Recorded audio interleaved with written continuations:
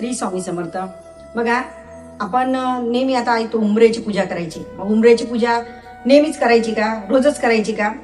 मग उंबऱ्याची पूजा आपल्याला नेमकी कुठल्या दिवसावर उंबऱ्याची पूजा करायची जेणेकरून आपल्याकडे लक्ष्मी येते?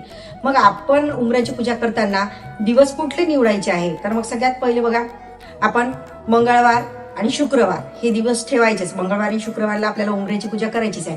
त्यासोबतच अमावस्या आणि पौर्णिमा.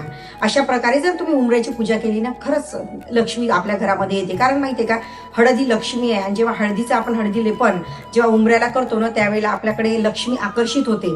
आणि तुम्हाला मी सांगितलं की लक्ष्मी आकर्षित नुसतं काही उपाय केल्यानेच होत नाही. त्यासाठी आपल्याला कष्ट करावं लागते, त्या मार्गापर्यंत आपल्याला जावं लागते, जेणेकरून आपल्याला पैशाचा ओघ आपल्यापर्यंत येतेच. आपण जर म्हटलं मी घरीच बसून राहतो आणि सगळे उपाय करतो, तर आपल्याला कुठल्याही प्रकारची लक्ष्मी प्राप्त होत नाही. तर उंबऱ्याची पूजा करताना ह्याच दिवशी जे मी दिवस सांगितले त्याच दिवसाला आपल्याला उंबऱ्याची पूजा करायची. यानंतर कुठल्याही दिवशी आपल्याला उंबऱ्याची पूजा करायची नाही.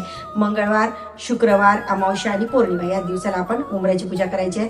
व्हिडिओज आवडल्यास लाईक करा, शेअर करा आणि कमेंट बॉक्समध्ये श्री स्वामी समर्थ लिहायला विसरू नका. श्री स्वामी समर्थ.